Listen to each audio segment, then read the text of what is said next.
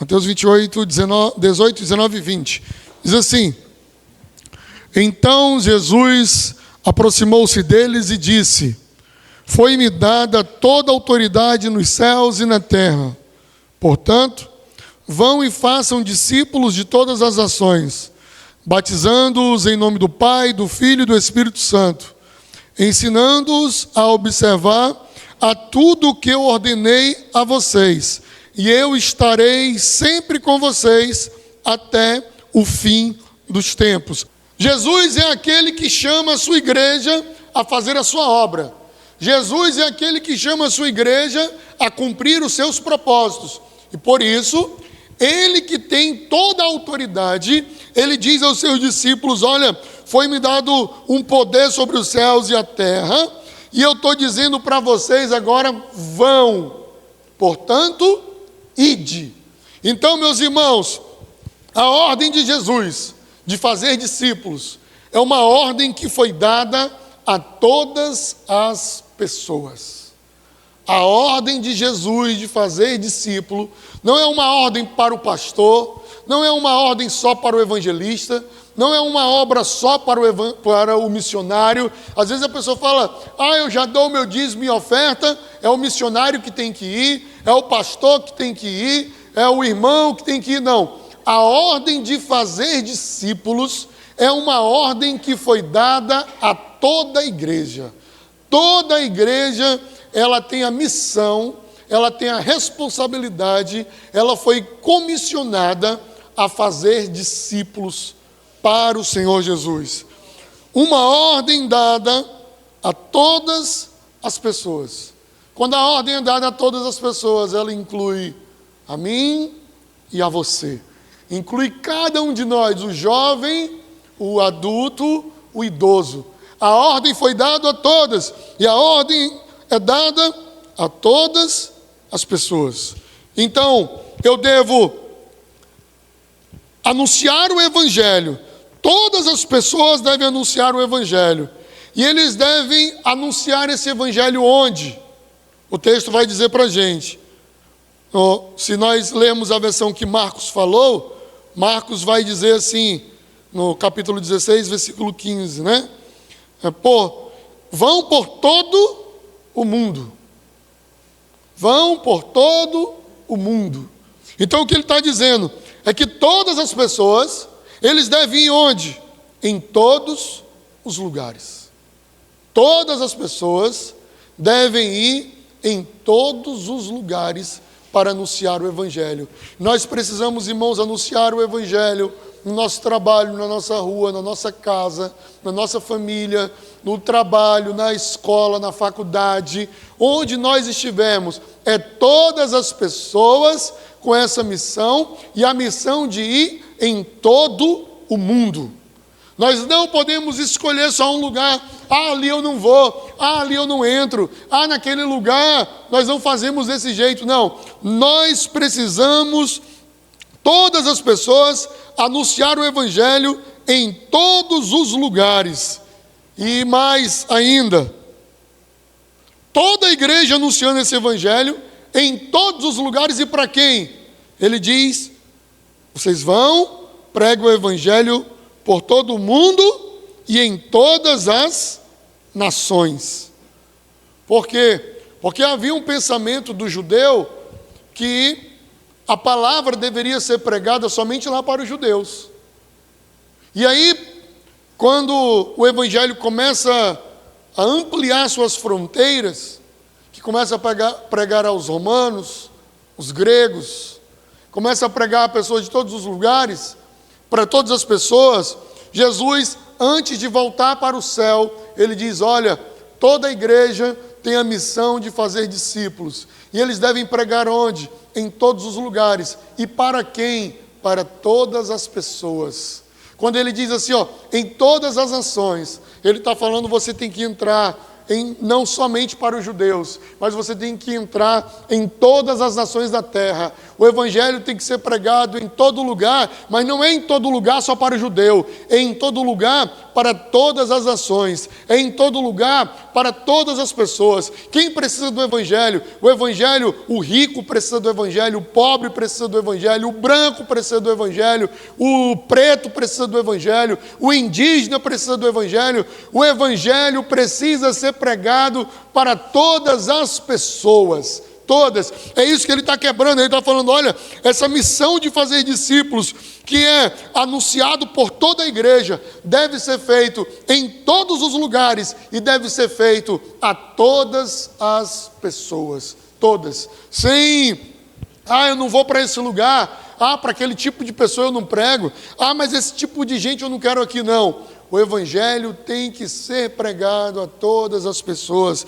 E ele continua ainda dizendo, no texto de Mateus, ele é mais detalhista. Detalhista quando ele fala assim, olha, você vai pregar, anunciado por toda a igreja, em todos os lugares, a todas as pessoas. Aí ele diz assim, batizando, em nome do Pai, do Filho e do Espírito Santo, ensinando a observar todas as coisas que vos tenho mandado. Eis que estarei convosco todos os dias, até a consumação dos séculos ou o final do mundo, dependendo da sua visão. Olha só o que ele está falando. Esse evangelho que vai ser pregado é o evangelho que tem batismo. E batismo é o que, irmãos? O batismo que nós acreditamos é o batismo do arrependimento. O evangelho que tem que ser pregado é um evangelho que fala sobre batismo. É um evangelho que fala sobre arrependimento. Irmãos, nós estamos vivendo um tempo de crise do evangelho. Tem muitas igrejas, mas tem poucos evangelhos. O evangelho ele não tem sido pregado, ele não tem sido anunciado. Eu falei para os irmãos aqui no culto de quinta-feira, e eu repito para os irmãos hoje aqui. A palavra de Deus diz que a fé vem pelo ouvir, o quê? A palavra, amém? A fé vem por ouvir a palavra. Então vamos lá, de maneira lógica. O que me faz perder a fé? Deixar de ouvir a palavra, correto? Se a fé vem por ouvir a palavra, quando eu deixo de ouvir a palavra, o que vai acontecer comigo?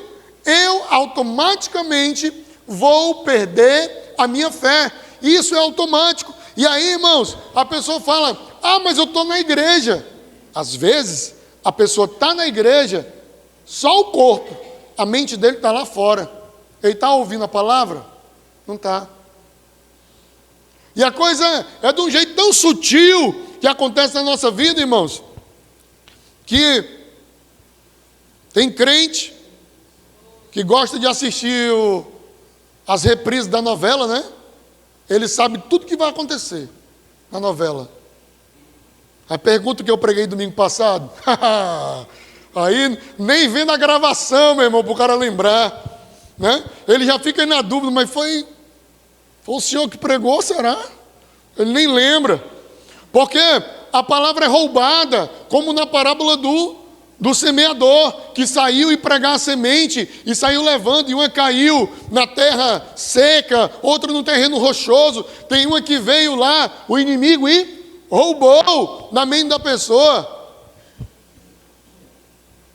Mas quem matou a Aldete, né? O cara sabe.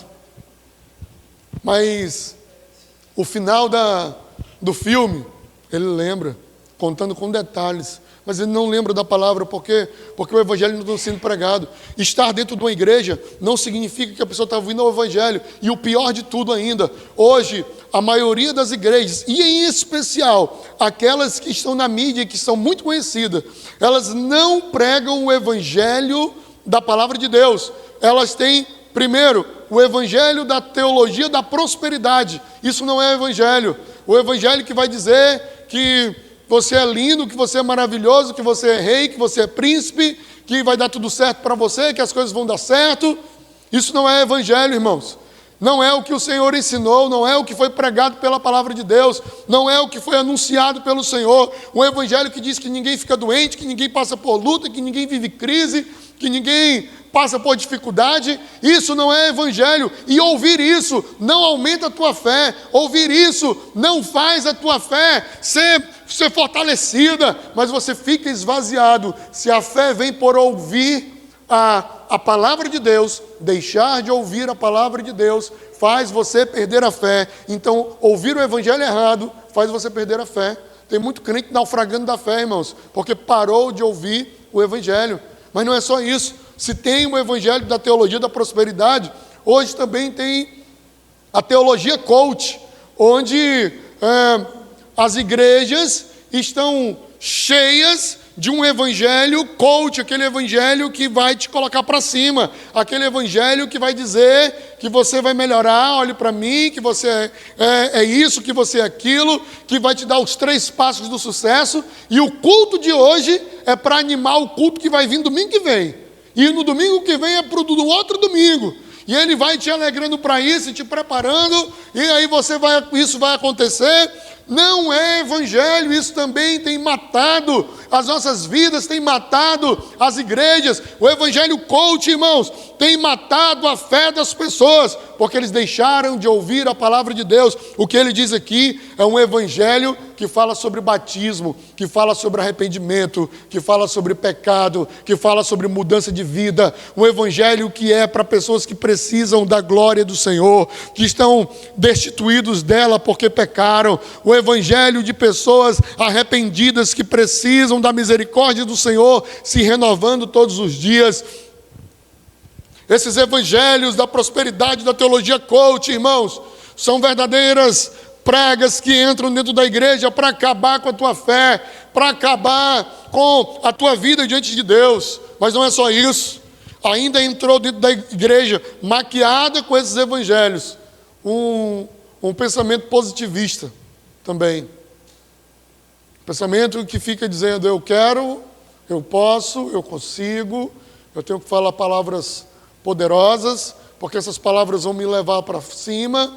Eu tenho que falar palavras positivas, porque as palavras positivas vão fazer... Ei, irmãos, você pode falar a palavra positiva aí, ó. Se você conhecer a realidade por onde nós andamos, muitas vezes, estivemos esse final de semana mesmo, lá no Ayrton Senna, onde nós desenvolvemos o trabalho Infância Protegida, e a necessidade que nós vimos das pessoas, da comida, da moradia, das condições mínimas, para serem consideradas como um ser humano, de pessoas que não têm o que vestir, que não têm o que comer, de pessoas que precisam se apegar em algo para tentar sobreviver para amanhã. Que não adianta pensamento positivo, não adianta ficar repetindo palavras que vai dar tudo certo, que vai dar tudo certo, que vai dar tudo certo, porque amanhã não dá certo. Isso também não é fé, irmãos.